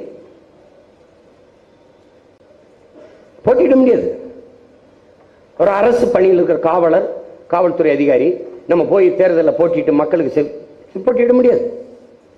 ஆனால் ஒரு சட்டமன்ற உறுப்பினர் இந்த பதவியில் இருந்து கொண்டே பாராளுமன்றத்துக்கு இடம் வாங்கி போட்டிட்டார். அந்த கட்சியும் கொடுக்குது, போட்டியிடுவார். அதில் தோற்றுவிட்டால் இந்த பதவியில் தொடர்கிறார், அதில் வென்று விட்டால் இந்த பதவியை விலகுகிறார். இது எவ்வளவு கேவலமான அமைப்புன்னு பாருங்க. இவர் ஒரு பதவியில் இருக்காரு, அதை விட பெரிய இவர் பதவி ஆசைக்கு, இவர் பதவி வெறிக்கு அந்த பதவி எம்பிக்கு போயிட்டு இதை ரிசைன் பண்றார், இதை விலகுறார். இப்போ தேவையில்லாத இங்க ஒரு தேர்தல் திணிக்கப்படுது, இடைத்தேர்தல் திணிக்கப்படுது. இந்த தேர்தலுக்கு எவ்வளவு செலவாகும்? இது யாரு காசு? அப்ப ஒண்ணு செய்யலாம், ரெண்டு வழி இருக்கு. ஒண்ணு என்ன செய்யலாம்னா, தேர்தல் நடத்தியே தீர வேண்டும் என்றால், இந்த பதவியில் இருந்து இந்த பதவிக்கு ஆசைப்பட்டு போனார்ல, அப்போ உங்களால் இந்த இடைத்தேர்தல் நடத்தப்படுது, நீங்க போனதுனால நடக்குது, இதுக்கு 50 கோடி செலவாகுது, இந்த 50 கோடி நீங்கள் கட்டணும் அப்படின்னு ஒண்ணு கொண்டு வந்தா எப்படி இருக்கும்? இதுதான் அமைப்பு மாற்றம். அப்படி இல்லைன்னா ஒண்ணு என்ன செய்யணும் தெரியுமா? இப்ப நான் ஓட்டப்பந்தயத்தில் ஒலிம்பிக்ல ஓடுறேன், இந்த பென் ஜான்சன் இருக்கான, அவர் ஊக்க மருந்து சாப்பிட்டுறாரு, அவர் தகுதி நீக்கம் செஞ்சிடறாரு, செய்யப்பட்டுறாரு. முதலிடத்துல வந்தவர் போதை பொருள் உட்கொண்டதால, ஊக்க மருந்து சாப்பிட்டதால அவர் தகுதி நீக்கம் செய்யப்பட்டு அவர் வெளியேறுகிறார். அப்படி என்றால் 2வது இடத்துல வந்தவரே வெற்றியாளர் என்று கருதப்படுகிறார். அப்படின்னா நீ 1,30,000 வாக்கு வாங்கி வென்றிருந்த எம்எல்ஏ விலகிட்டார், அல்லது செத்துட்டாரு, அல்லது வேற பதவிக்கு போயிட்டாரு, ஏதோ பண்ணிட்டாருனாலும் இந்த 2வது இடத்துல வந்திருப்பான், 1,10,000 வாக்கு வாங்கியிருப்பான், 1,20,000 வாக்கு வாங்கியிருப்பான். அவனை வதித்து வாக்கு செலுத்திய மக்களுக்காக இந்த 2வதாக இருக்கிறவரே இடைக்கால 2 ஆண்டு பதவிக்கு 2 ஆண்டு காலமும் சட்டமன்ற உறுப்பினராக இருப்பார் என்று அறிவிக்கணும். இதுக்கு பேர் என்ன? அடிப்படை அமைப்பு அரசியல் மாற்றம். இதுதான். இது ஒண்ணு சொல்றேன், அதுல நிறைய கொடுத்துருக்கு, அதை வாங்கி படிச்சு பேசுங்க. இதெல்லாம் நடக்கிறதாப்பாமா? எது ஒன்றும் சாத்தியத்திலிருந்து பிறப்பதில்லை என் உடன் பிறந்தார்களே, எது ஒன்றும் சாத்தியத்திலிருந்து பிறப்பதில்லை, தேவையிலிருந்தான் பிறக்கிறது. இது தேவையா தேவையில்லையா? அதான் நம்ம எழுப்புற கேள்வி. அதெல்லாம் நீங்க கடுமையாக பாடுபடுங்கள், உழையுங்கள். அப்படி ஒவ்வொன்றுக்கும் நம்ம கேள்வி, ஒவ்வொன்றுக்கும். நீ கேஷ்லெஸ் எக்கனாமிக்ஸ் வந்துட்ட, அது மாதிரி சிம்பிள் செலக்ஷனுக்கு வாங்குறோம். இந்தியாவிலே நாம மட்டும்தான் கேட்கிறோம். எப்படி? அமெரிக்கா போல என் முறைக்கு வா, என் நம்பர் அது இருக்கிறதுனால தானே என்ன இப்படி ஆட்டம் காட்டுற. எனக்கு 101, அவனுக்கு 501, அவனுக்கு 2001, அவனுக்கு 201, எதையோ கொடு. படிக்காதவர்கள் என்ன செய்வார்கள்? அவனை படிக்க வைக்காம என்ன புடிங்கிட்டு இருந்த? 75 ஆண்டு கால சுதந்திர இந்தியாவில் எல்லோரையும் படிக்க வைக்கிறத விட அவனுக்கு என்ன வேலை? படிக்காதவன் எப்படி நல்ல தலைவனை தேர்வு செய்யற ஆற்றல் எப்படி அவர் அவனுக்கு? அப்புறம் தேர்தல் வைக்கிற? ஏன் வைக்கிற? அதனால புழக்கத்தில் இருக்கிறதா, மக்களின் புழக்கத்தில் இருக்கிறத தான் கொடுக்க முடியும். கொடு. ஒவ்வொரு தேர்தலுக்கும் ஒவ்வொரு கட்சிக்கும் புதுசு புதுசா. எப்படி? இதான் அடிப்படை அமைப்பு அரசியல் மாற்றம் நம்ம கேட்கிறது. அப்ப நீ என்ன பண்ண? ஒவ்வொருத்தரும் புதுசா கொடு. 75 ஆண்டுங்க உதயசூரியன், 70 ஆண்டு 60 ஆண்டுகளா ஆட்சி. இவர் கீழே இறங்கினார்னு வச்சுக்கிறீங்களேன், இவர் 60 ஆண்டுகள் ஆட்சி, 60 ஆண்டுகள் ஆண்டு திராவிட கட்சி 49 ஆரம்பிச்சு 67 ஆட்சிக்கு வருது. அதுக்கு முன்னாடி இருந்து இந்த சின்ன இருக்கு. அரசு நலத்திட்டமா, இலவச அரிசியா உதயசூரியன் இருக்கு, இலவச மடிக்கணினியா ரெட்டல இருக்கு. அப்போ உங்க சின்னங்களை அப்படியே கொண்டு போய் சேர்க்கிறீங்க, நாங்க என்ன செய்யறது? அதனால என்ன பண்ணு, ஏடா ஒவ்வொரு தரத்துக்கும் புதுசு புதுசா கொடுறாங்க. அதான் சரியான ஜனநாயகம், அதான் சம வாய்ப்பு எல்லாருக்கும். அப்படி கொண்டா எப்படி? நாட்டின் தேசிய மலர் அது 1ஆப்ல இருந்து படிக்கிற தாமரைன்னு, அது எப்படி ஒரு தேர்தல் ஒரு அரசியல் கட்சிக்கு சின்னமா கொடுத்த? எப்படி கொடுத்த? தேசிய மலர் அப்படின்னா தாமரைன்னு தெரியுது, அதை சின்னமா கொடுத்துருக்க. இப்ப நான் தேசிய விலங்குது புலி, அதை கொடுத்துரு. நான் ஸ்ட்ரைட்டா கனெக்ட் ஆயிருவேன், ஹார்ட் டு ஹார்ட் எனக்கு கொடுத்துரு. எப்படி? கேள அது நேஷனல் அனிமல், இது நேஷனல் ஃபிளவர். அதை இதுக்கு கொடுத்த? எது கொடுத்த? ஒண்ணு இதை எடுத்துரு, இல்ல எனக்கு அதை கொடுத்துரு. எப்படி? நீ அடுத்த சண்டை தான். இப்ப என்ன பண்றான், நம்ம வழக்கு நீதிமன்றத்தில் போய் வழக்கு போட்டா வழக்கை எடுத்தா தானே. அப்படியே இருந்து வழக்கு இருக்கும்போது நான் எப்படி சின்னம் கொடுக்கறது? அப்ப அந்த வழக்கை திரும்ப பெற்று ஏதாவது ஒரு சின்னத்தை கொடு, ஒன்னுத்துக்கு உதவாததை கொடுக்குறது. கடைசியா அவங்களுக்கு செருப்பை வச்சுதான் கெஜ்ரிவால் விளக்கமாறு நம்ம செருப்பு என்ன பண்ணு ஒரு இதா இருக்கு பாருங்க. செருப்பு கொடுத்தாலும் செருப்பு இதில் கட்டாயமாக வாக்கு செலுத்த வேண்டியது நம்ம ஒருவருடைய பொறுப்பு அப்படின்னு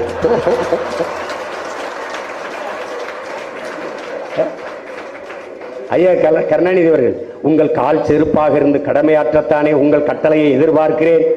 அவர் குரல்ல இருக்கு, அதே போட்டு ஓட்டு கட்ட வேண்டியதான். பூரா நமக்கு தான் வேலை செய்யறாங்க. தம்பி அண்ணாமலை என் மண் என் மக்கள், அதை பீகார்ல இருந்து சொன்னா இந்திய மண் இந்திய மக்கள், என் நாட்டில் இருந்து சொன்னா ஏன் அரசியல் தாப்பா, அது தமிழ் தேசியம் தான். தமிழர் உரிமை மீட்போம், தமிழ்நாட்டை காப்போம். ஐயா எடப்பாடி அவர் எனக்கு தான் ஓட்டு கேட்கிறாரு, இவரையும் எனக்கு தான் ஓட்டு கேட்கிறாரு.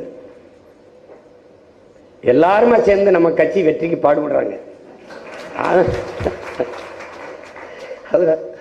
அதெல்லாம் யோசிக்காம துணிஞ்சு வேலை செய்யுங்க, கவலைப்படாம வேலை செய்யுங்க. கட்சி பிள்ளைகள் பொறுப்பை உணர்ந்து இந்த 20 நாள் அரும்பாடாற்றிருங்க, விட்டுறாதீங்க. ஒன்னு நீங்க புரிஞ்சுக்கிறீங்க, தமிழ் தேசிய அரசியல் வளர்ந்துடக்கூடாது, நம்ம வென்றக்கூடாதுங்கிறத எல்லாரும் எதிர்பார்த்து வேலை செய்யறான், நம்மளை வீழ்த்திடணும். இந்த வாட்டி இவனை மேல ஏற விட்டா தடுக்க முடியாதுன்னு அவன் முடிவு பண்ணிட்டு நமக்கு எதிராக வேலை செய்யறாங்க. ஒரு இந்திய கட்சி இந்த மண்ணில் வளருகிறது என்று வந்துருச்சுன்னா இனி தமிழ் தேசிய அரசியல் வளராது, மலராது. அப்ப எப்படிப்பட்ட இக்கட்ல நீ நிக்கிற? அதனால என்ன விலை கொடுத்தும் என்ன பாடுபட்டும் இந்த நிலத்தில் திராவிடம் இல்லை, இந்தியம் இல்லை, தமிழ் தேசிய அரசியல் தான் நீ காட்டு. வெறி கொண்டு வேலை செய்யணும். வெறி பள்ளி பாபா சொல்றாருல, தமிழர்களே இனப்பற்று கொள்ளாதீர்கள், இன உணர்வு கொள்ளாதீர்கள், இன வெறி கொள்ளுங்கள், இல்லை என்றால் நீங்கள் ஆளப்படுவீர்கள், ஒருபோதும் ஆள மாட்டீர்கள். நீங்க ஆளணும்னா வெறி கொண்டு வேலை செய்யும். அவன் சொல்லுவான் இனவே, ஆமா ஆமா நான் யார் என்று சொல்வதே இனவெறின திரும்ப திரும்ப சொல்லு. நான் தமிழன் சொல்லு, ஆமா நீ இனவெறி, ஆமா நான் தமிழன். அது என் அடையாளம், எது என் முகம், என் முகவரி. அத பெருமையா சொல்லு, பெருமையா சொல்லு. நாம் செய்வது இன உரிமை அரசியல். நம்ம இனவெறி என்று பார்ப்பவன் தான் இனவெறியன். அவன் ஏதோ ஒரு இனத்திற்கு வெறியன். சமரசம் இல்லாம சண்டை செய்யுங்க. நம்மளால முடியாதா? தமிழ்நாட்டில் 3வது பெரிய கட்சி நம்ம தான். 7 விழுக்காடு, பல கோடி, பல 100 கோடிகள், 500 கோடி, 1000 கோடின்னு பேரம் பேசி வாங்கிட்டு 10 சீட்டு 15 சீட்டு வாங்கி போக முடியாதா? போகலாம். அதுக்கப்புறம் நாளை பிறக்கிற தலைமுறை நம் புதைகுழி தேடி வந்து காரி துப்பு. எல்லாரும் பேசினதான் இவனும் பேசினான், இந்த பண்ணியும் போய் பீதின்றுச்சுன்னா.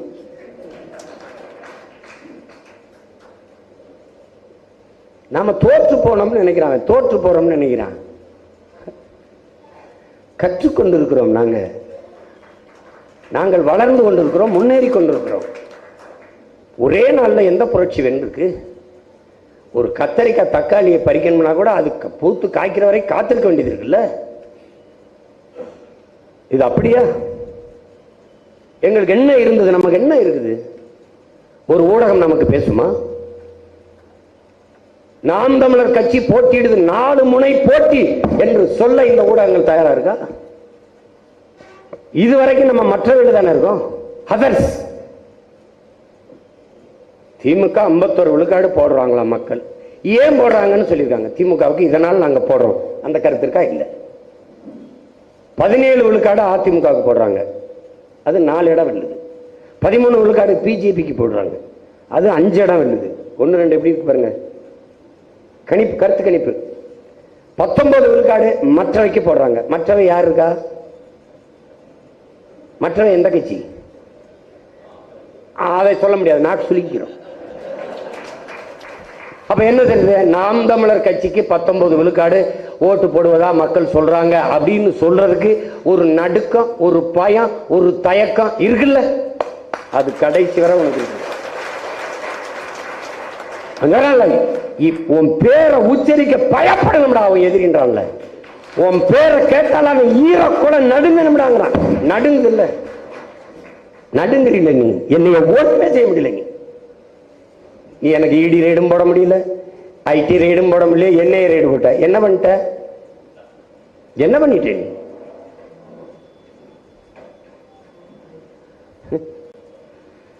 20 நாள் எங்க ரைட பாரு. நீ களத்துல நான் இறங்கின பிறகு பாரு. நீ பதில் சொல்லி நான் கேட்கிற கேள்விக்கு, நானும் என் பிள்ளைகளும் எழுப்புற கேள்விக்கு பதில் சொல்ல முடியாது.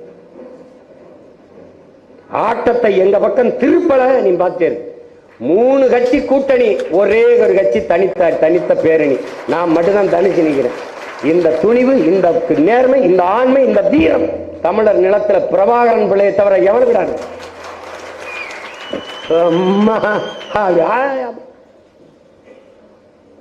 26 தம்பி முதலமைச்சர். பேசுங்க. 26 முதலமைச்சர். அது நீ என்னை விட்டுட்டா நானே ஆயிருவேன். நீ உங்கூட வந்தா என்னைக்கு ஆயிருது? உனக்கு முறவாசல் தான் செய்ய முடியும், முதலமைச்சர் ஆக முடியாது. இந்த காதல ஒரு 10 லிட்டர் தேனு, இந்த காதல இந்த குலோப் ஜாமின், அது ஐஸ்கிரீமு எல்லாம் லிட்டர் கணக்காக வச்சு ஏத்துறது. காலையில என்ன ரைடு, அங்க கூட்டணி பேச்சு. காலையில் இந்த சின்னங்கட்டை அவனு கொடுக்கறது, அந்த சின்னங்கட்டை இவனு கொடுக்கறது, அப்புறம் கூட்டணி பேசுறது. நானும் படிக்க வச்ச வாத்தியார்ட்ட கூட இப்படி கையிட்டு உட்கார்ந்தது இல்லை. சரிப்பா சரிப்பா. அப்புறம் சின்னத்தை கொடுத்தோம்னா இந்நேரம் களத்தில் இறங்கி பாதி தொகுதி சுற்றிருப்பான் சீமா. அதனால நீ எடுத்து வச்சுக்கிட்டு பண்ற. அது ஒன்றும் இல்லை. எங்கள் பிள்ளைகளுக்கு அந்த ஆற்றல் இருக்கு. அதுவும் தகவல் தொழில்நுட்ப பிரிவுக்கு அந்த ஆற்றல் இருக்கு. ஒரு நொடியில கொண்டு சேர்ப்பாங்க. நீ கூலிக்கு வேலை செய்யறவன், என் பிள்ளை எல்லாம் கொள்கைக்கு வேலை செய்யறவன். எல்லா நாட்டு ராணுவத்திலையும் சம்பளத்துக்கு சண்டை போடுவான். என் தலைவன் ராணுவத்தில் சத்தியத்துக்கு சண்டை போட்டவன், லட்சியத்துக்கு சண்டை போட்டவன். அவன் பிள்ளைகள் நாங்கள். இதெல்லாம் தைரியமா நின்று நீங்க வேலை செய்யுங்க, நம்பிக்கையோடு வேலை செய்யுங்க. உங்களெல்லாம் எதுக்கு இந்த இதெல்லாம் புதுசா இருக்கு. சில பேர் நீங்க புதுசு. காளியம்மாலாம் ஒரு தேர்தலை எதிர்கொண்டுட்டாங்க. சில பேர் இதுக்கு முன்னாடி எதிர்கொண்டிருக்கிறாங்க. என் தம்பி கார்த்திகெல்லாம் முன்னாடி எதிர்கொண்டிருக்காங்க. தம்பி களஞ்சியம்லாம் பல முறை அரசியல் தளத்தில் இருந்தாலும் தேர்தல் களத்தில் புதுசு. ஒன்றும் கிடையாது. பெரியார் சொல்றாருல்ல, முதல்ல ஜெயிலுக்கு போகும்போது கொஞ்சம் கூச்சமா இருக்கும்டா, 2-3 தடவை போயிட்டீங்கன்னா அப்புறம் உதுத்து போயிரும்டா அப்படின்னு. அது மாதிரி இது போகும்போது 6ஆம் வகுப்புல இருந்து 7ஆம் வகுப்பு போகும்போது என்ன உங்களுக்கு ஒரு சின்ன ஒரு தயக்கம் இருக்கும் பாருங்க. அவ்வளவுதான். அங்க 4 நண்பங்க கிடைச்சிட்டாங்க, ஆசிரியர்லாம் நல்லா பேசிட்டாங்கன்னா அப்புறம் ஜாலி. அது மாதிரிதான் இது. போய் அந்த பாவப்பட்ட மக்களை பாருங்க, அவனை பாருங்க. அவனை அப்படியே விட்டு எப்படி போவீங்க? அவனுக்கு வேலை செய்யணும். அவன் கூட பிறந்துட்டே நீ. அவனை விட்டு போக முடியாது. நீ அவனுக்கு தெரியாது, நீ தான் சொல்லிக் கொடுக்கணும். 75 வயசு பெரியவர்கள், 80 வயசு பெரியவர்கள். நான் பேசிட்டதுக்கு அப்புறம் நீ பேசினதுக்கு பிறகுதாப்பா நாங்கெல்லாம் தமிழர்கள்னே தெரிய வருதுன்ற. உண்மையிலே சொல்ற. அப்படி ஒரு பெரியவர் சொல்றாரு, நான் தம்பி படம் எடுத்தேன், அந்த படத்துக்கு எனக்கு பாராட்டு கூட்டம். அதுல பேசும்போது நான் இதுவரை படமே பார்த்ததில்லை. அவருக்கு 80 வயசு இருக்கும், படமே பார்த்தது இல்லையா. உனக்காக போய் உன் படத்தை பார்த்தேன்ற.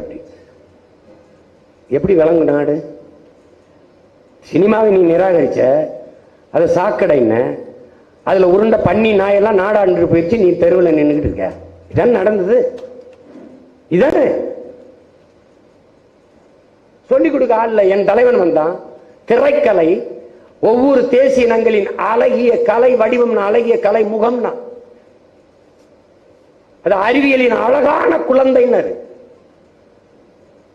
அதுவும் ராணுவத்தில் பேச்சும் திரைக்கலையும் வலிமை மிக்க படை பிரிவுகள். அந்த பார்வை இந்த இனத்தில் எவனுக்கும் இல்லை. அதனால என் அன்பு தம்பி தங்கைகள், என் அருமை உடன் பிறந்தார்கள், நாளைக்கு இங்க இருப்பீங்க. நாளை மறுநாள் வேட்பாளர் அறிமுகம். இந்த பேச்சை கேட்கிற என் இன சொந்தங்கள் எல்லோரும், நாம் தமிழர் பிள்ளைகள் எல்லோரும் வேட்பாளர் அறிமுக கூட்டத்திற்கு பேரெழுச்சியாக வர வேண்டும் என்று உங்கள் அனைவரையும் நான் அன்போடு கேட்டுக்கொள்கிறேன். நம்ம பிள்ளைகளுக்கு கட்டுத்தொகை போடும்போது ஒவ்வொரு இடத்திலையும் நம்மளை வீழ்த்துவதற்கு எதிரிகள், துரோகிகள் எல்லாரும் சூழ்ந்திருக்கிறார்கள். அதைத்தான் நம்ம ஐயா பாரதி செல்வன் ஒரு கூட குறிப்பிட்டார்கள் பாருங்க. நாற்பக்கமும் பகைவர்கள் நமக்கு. அதில் இந்த கட்டுத்தொகை செலுத்துவதில் மிக கவனமாக செலுத்தணும். அதுக்கு தான் ஐயா நீதிபதி அவர்களை வச்சு ஒரு முறை எல்லாம் பல வழக்கறிஞர்கள் பார்க்குறாங்க. அதுக்கு மேலே அவரை வச்சு சரி பார்க்கறது. ஏன்னா நீங்கள் பார்த்தீங்க, இங்கே புள்ளி வைக்கல, கமா வைக்கலைன்னு நிராகரிப்பான். அவள் காலி பண்ண முடிவு பண்ணிட்டு அப்புறம் என்ன நம்மளை செய்ய வேண்டியதானே. அதனால நீங்கள் ரொம்ப கவனமாக இருங்க, ரொம்ப கவனமாக இருங்க. ஒரு மனுவுக்கு 3 மனு போடுங்க. சரிபார்த்து செலுத்துங்க. மாற்று வேட்பாளர் செலுத்துற 4 மனு போட்டுங்க. எதையுமே எந்த வழியிலையும் நிராகரி. நீங்க 40 வேட்புமனு ஏற்கப்பட்டது என்ற செய்தியை கொடுத்தாலே நீங்க பாதிக்கு மேல் வந்துட்டீங்க.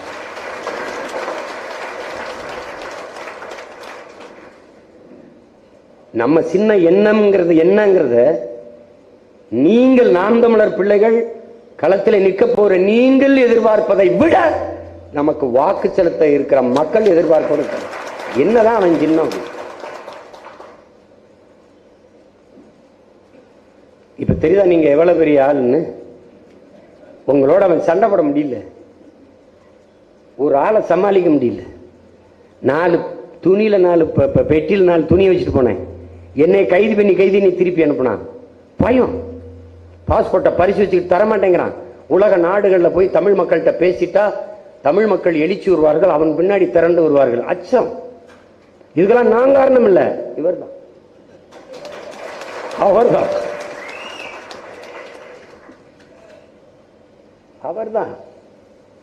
நாம் எடுத்து வைக்கிற அரசியலின் ஆணி வேரும் அடிமரமும் கிளையும் இலையும் எல்லாமே அவர்தான். என்ன அவர் கருவி ஏந்தி செஞ்சாரு, நம்ம கருத்தியலை ஏந்தி செய்கிறோம். அவர் ஆயுதம் ஏந்தினார், நம்ம அறிவாயுதம் ஏந்திரம். அவர் சீருடை அணிந்து துப்பாக்கி வச்சிருந்தார், அது 2 நம்ம இடத்துல இல்லை. ஆனால் நாமும் நம் மக்களுக்கான ராணுவம் தான். நாம் தமிழ் தேசிய அரசியலின் குரல்களாக, வலிமை மிக்க குரல்களாக, எழுச்சி மிகுந்த குரல்களாக 40 குரல்களை தயார் செய்கிறோம். அதில் சரிபாதி பெண்களுக்கு, சரிபாதி ஆண்களுக்கு. எந்த வேட்பாளரும் சற்று தகுதி குறைவானவர் என்ற எண்ணம் எவருக்கும் வேண்டியதில்லை. நம்ம பிள்ளைகள் பேசும்போது, களத்திலே பேசும்போது உங்களுக்கு தெரியும், தர்க்கத்திலே விவாதங்களை பங்கேற்கும் போது தெரியும் எவ்வளவு ஆளுமையான பிள்ளைகள் நம் பிள்ளைகள் என்பதை நீங்கள் அறிவீர்கள். அதனால நம்பிக்கையோடு களத்தில் நில்லுங்கள். பொறுப்பாளர்கள் அறிவிச்சிருக்கு, ஒவ்வொரு இடத்துலையும் ஒவ்வொரு தொகுதிக்கும் 30 பேர் 40 பேர் தேர்தல் பணிக்குழு என்று வாங்கியிருக்கு. முதன்மை பொறுப்பாளர்கள் வாங்கியிருக்கு. ஒரு தொகுதிக்கு மாநிலத்தில் இருந்து ஒரு பொறுப்பாளர் போடப்பட்டிருக்கு. அதை நீங்க மேலிட பார்வையாளர்கள் அப்படின்னு மற்ற கட்சிகள் சொல்லுது, நாம தலைமை நிலைய பொறுப்பாளர் அப்படின்னு போட்டுருக்கு. அவர்கிட்ட முறையிடுங்க, எதா இருந்தாலும் கடத்துங்க. தேவையற்ற செய்திகளை பகிராதீங்க. ஒரு குழு இருக்கா, அந்த குழுவில் உங்கள் சின்னம், உங்க வேட்பாளர் படம், அண்ணன் எடுத்து வைக்கிற தத்துவங்கள், முன்வைக்கிற முழக்கங்கள், எந்த தெருவு எங்கே வேலை நடக்குது, எங்கே போகுது, எந்த தெருவில் வாக்கு சேகரித்தீர்கள், இதை தான் பகிரணும். நல்ல செய்திகளை மட்டும்தான் பகிரணும். அங்கே போய் சண்டை பிடிச்சிக்கூடாது, சண்டை பிடிச்சிடக்கூடாது. அண்ணன் சொன்ன பச்சை மட்டை இதுவரை உங்களுக்கு இல்லை, இதுவரை உங்களுக்கு இல்லை. ஆனால் உங்களுக்கு பயன்படுத்துகிற நிலைக்கு அண்ணனை தள்ளிடாதீங்க. அப்புறம் அந்த ஆபீஸ் ரூமுக்குள்ள போங்க கதை தான். பார்த்துக்க, ஒழுங்கா வேலை செஞ்சிடும். வென்றுட்டு அண்ணன் வா. செய்யலைன்னா செத்து மடி கிடையாது, செய்யலைன்னா சாகடிச்சிரு. வென்று வென்று எனக்கு பயிற்சி கொடுத்தேன். எப்படி நம்ம பயிற்சி கொடுத்தான்? வெற்றி கோட்டை தொட்டுட்டு செத்து போடுங்க. செத்து நீ அப்ப இந்த கடைசி உயிர் துணி வரை ஒன்றாக திரட்டி போராடி. அதை தவிர உனக்கு வழி கிடையாது. ஹிட்லர் என்ன சொல்றான்? அவன் நல்லவன் கெட்டவன் அதெல்லாம் நீ ஏற்றி இருக்காத. அவன் சொன்னதை பாரு. நீ ஒரு பழத்தை சாறு பிடிக்கிறான்னு அப்படியே போடுறியா? தோலை நீக்கிற, விதையை எடுக்கிற, சின்ன சின்ன நரம்பு நார்களை எல்லாம் பிச்சு போட்டு மறுபடியும் தான் நான் கசக்குற. அது மாதிரி அவனை புரட்டி பாரு. அவன் சொல்றது பாரு. அவன் சொல்றான்ல, பயப்படாதான்ல. நீ வென்றுட்டா காரணம் சொல்ல தேவையில்லைங்கிறான். ஆனா தோற்றுட்டா காரணம் சொல்ல நீ இருக்கக்கூடாதுங்கிறான். அதுதான் உங்களுக்கு சொல்றேன். வென்று வென்றுங்க, எல்லாரையும் பின்னுக்கு தள்ளுங்க, அடிங்க, எதிரிய நெத்திக்கு நெத்தி பாருங்க, குனிஞ்சிராத, குள்ளமாயிருங்க. நீ எப்பவும் நீ முடி பண்ற பாரு, பிக்ஸ் பண்ற பாரு, எதிரி பெரிய ஆளா இருக்கணும், அப்பதான் நீ வளருவ. திமுக 60 ஆண்டா பாத்துக்கிறோம், பிஜேபி இந்தியாவே இல்லதா பாத்துருவோம், அவ்வளவுதானே. நம்மகிட்ட இழக்கிறதுக்கு ஒன்றுமில்லை, ஆனால் அடைகிறதுக்கு புரட்சிகரமான ஒரு தேசம் இருக்கு, புதிய ஒரு தேசம் இருக்கு. பசி, பஞ்சம், ஊழல், லஞ்சம், கொலை, கொள்ளை, சாதிய இழிவு, தீண்டாமை, அடக்குமுறை, ஒடுக்குமுறை, மதுமத போதை, பெண்ணி அடிமைத்தனம், இது எதுவும் இல்லாத புதிய ஒரு தேசம் படைக்க நாம் களத்திலே நிற்கிறோம் என்பதை கவனத்தில் வைத்துக் கொள்ளுங்கள். அதனால்தான் இதை சொல்கிறோம், புதிய ஒரு தேசம் படைப்போம், மக்கள் புரட்சியால் புதிய ஒரு தேசம் செய்வோம், மக்கள் புரட்சியால் அதை உறுதி செய்வோம்ங்கிற முழக்கத்தை முன்வைக்கிறோம்.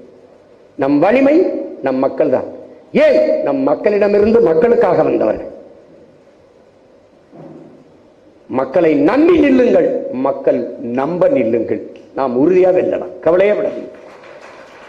சின்ன என்ன, ஏதோ ஒரு சின்ன குண்டூசி, சிலட்டு குச்சி, பேனா, பென்சில், ஏதோ ஒன்று சின்ன முக்கியம் அல்ல. நம் எண்ணத்தை கடத்துங்க, மக்கள் நமக்கு வாக்குத்தர அநியமாக இருப்பார்கள்.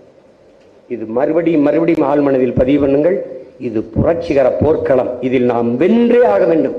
ஏன்னா தமிழ் தேசிய அரசியல் அவ்வளவுதான், அது வளராது.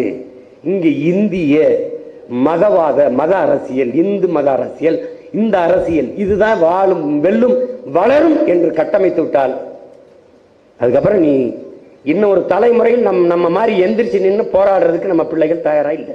இப்பவே பயப்படுறான். தமிழ் எழுத படிக்க தெரியாத பல தலைமுறை உருவாயிடுச்சு. அது எப்படி வரும்?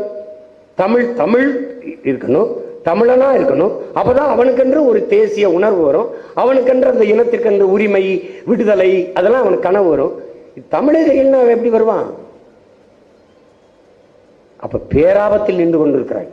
இது கடைசி நொடி, விட்டுறாத, கவனமா நின்று சண்டை செய். அண்ணன் கூட இருக்கேன்.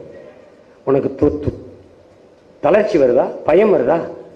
நம் மாவீரர்களின் அந்த ஈகத்தை எடுத்து போட்டுப்பாரு, அந்த காட்சி, போர் காட்சியில போட்டுப்பாரு, அல்லது செத்து கதர்னான்ல அதை ஒரு தடவை பாரு, அதை ஒரு தடவை பாரு. தீக்குளிச்சு செத்தான்ல தம்பி முத்துக்குமார், ரவு, தம்பி செங்கொடி, தம்பி விக்னேஷ், இதெல்லாம் ஒரு தடவை போட்டுப்பாரு. உயிரையே கொடுத்தவனுக்கு முன்பு நீ ஒண்ணு இல்ல, ஒரு உணர்வைத்தான் கொடுத்து ஒன்னா நிக்கிற. நில்லு, தைரியமா நில்லுங்க, துணிஞ்சு நில்லுங்க.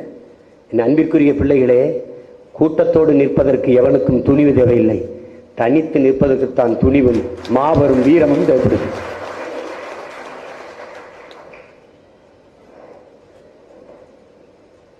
துணிந்து நில்லுங்க. அண்ணன் உங்க கூட இருக்க. போய் ஓய்வு எடுத்துட்டு மதியம்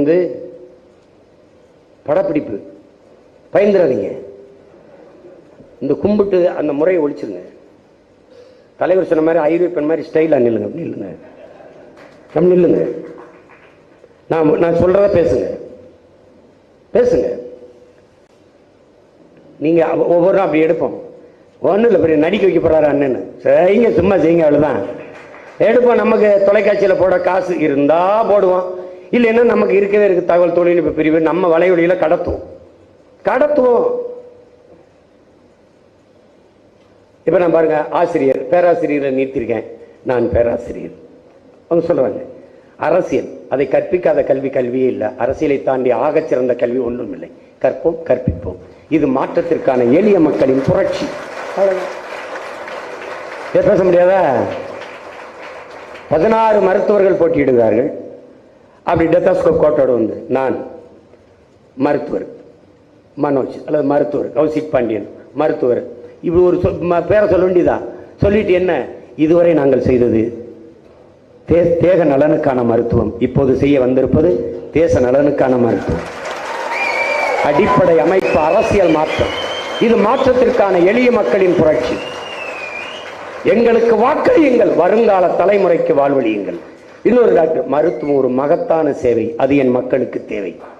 சரியான சமமான தரமான மருத்துவம் எல்லோருக்கும் கிடைக்க எங்களுக்கு வாக்களியுங்கள். இதைதான் இப்ப எடுக்க போறோம். எல்லாம் டைரக்டர் கேமரா எல்லாம் காத்திருக்கு. நீங்க போங்க, சாப்பிட்டு போய் இருங்க. நான் இந்த அண்ணன் ஒரு சந்திப்பிற்கு முடிச்சுட்டு வரேன். நாளைக்கு பூரா என்னோட தான் இருக்கணும். நான் சொல்றதா பேசி நடிங்க, அப்படி போடுவோம். இவங்க செய்யற அரசியலை மறந்துருங்க, அதை அழிச்சிருங்க. நம்ம ரூட்டே தனி. வார்டு போனீங்க. என்ன பேசுறதுன்னு உனக்கு குழப்பமா இருக்கா? என்ன பேசுறதுன்னு 23 ஆரம்பிச்சு முத கன்னியாகுமரியில் அண்ணன் பேச ஆரம்பிப்பேன். நீ தூத்துக்குடியில் பேசாத, அதான் இங்க இதுல பேசு, கடலூர்ல பேசு. அவ்வளவு பேசிக்கிட்டே இருக்க வேண்டியது தானே. உனக்கு என்ன கெட்டு போச்சு? நீ புதுசா மெட்டீரியல்லாம் தேடாத, அவங்க எடுத்து தருவாங்க.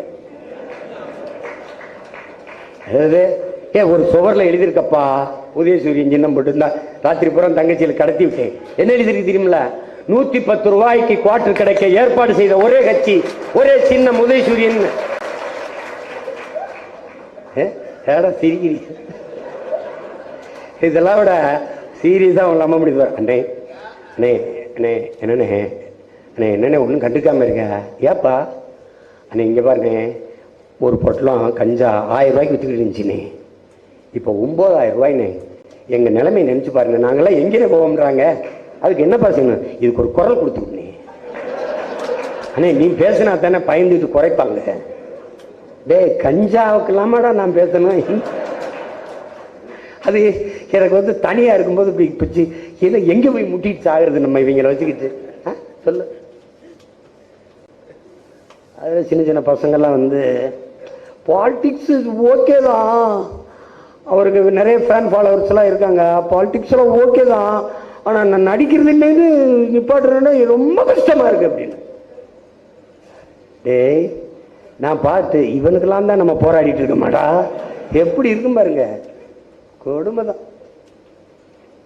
வாங்க ஆசிரியர்கள் எல்லாம் பொறியாளர்கள் எல்லாம் வாங்க. பொறியாளர்கள் கட்டடம் கட்டுவது போல, அழகான மாளிகை கட்டுவது போல நல்ல சமூகத்தை கட்டமைப்பதும் பொறியாளர் பணிதான். போடு. அதெல்லாம் வாங்க, எல்லாம் சொல்ல நடிச்சுட்டு போங்க. தொலை தூரத்தில் இருக்கிறவங்களுக்கு இன்னைக்கு எடுத்துருவோம், பக்கத்தில் இருக்கிற பிள்ளைகளுக்குன்னா நாளைக்கு எடுத்துருவோம். முழு நாள் எடுத்து வச்சு போட்டு பரப்பி விடுறோம். என்னடா இவங்க வேற மாதிரி எதை செய்யறாங்க? கும்பிட்டு போட்டு ஒட்டாத, கும்பிட்டு போடாத, ஸ்டைலா நில்லு, அப்படி நில்லு. உனக்கு வேலை செய்ய நான் கும்பிட்டு இருக்கணுமா? உண்டியில் செஞ்சு வச்சுக்க. தலைவர் படம் மட்டும் போட்டுறாத. அப்பா படம், நம்ம பாட்டன் வள்ளுவர் படம், அவன் பொருள், அது சொல்றாங்க, பொருள் இல்லாருக்கு இல்லை உலகம்ன்றான். அதை முதல்ல போட்டு கீழே இந்த வருமானம் காக்கும் இனமானம்னு போட்டு அண்ணன் கும்பிட்டு நிற்கிற மாதிரி ஒரு இது இருக்கும், அதை போட்டு அது நீ குண்டியில் உங்களுக்கு குறைஞ்சது 1 லட்சம் 2 லட்சம் 50,000 போடுவான். ஆட ஒருவேளை சாப்பாடு செலவுக்கு வச்சுக்கலாம்ல, விட்டுறாத, கையேந்து. ஏன்னா நீ அவனுக்கானவன், உனக்கு வலிமை வளமை எல்லாம் அவன் தான். நிதியும் அவன் தான், நீதியும் அவன் தான். அவன்கிட்ட நில்லு, வழியே. அன்னை தெரசாவை பின்பற்று. எச்சியை துப்படா ஒருத்தன், இது எனக்கு போதும், அங்க நிறைய பேர் பசியோடு இருக்காங்க, கொடுங்கன்னாங்கல்ல, அது மாதிரி தந்தால் நன்றி சொல்லு, தரலைனா ரொம்ப ரொம்ப நன்றின்னு சொல்லு. அதை செய், விட்டுறது. தைரியமா போராடுங்க. நான் வேலை செய்யுங்கன்னு சொல்ல மாட்டேன், போராடுங்க. இது கடுமைதான், போராடுங்க.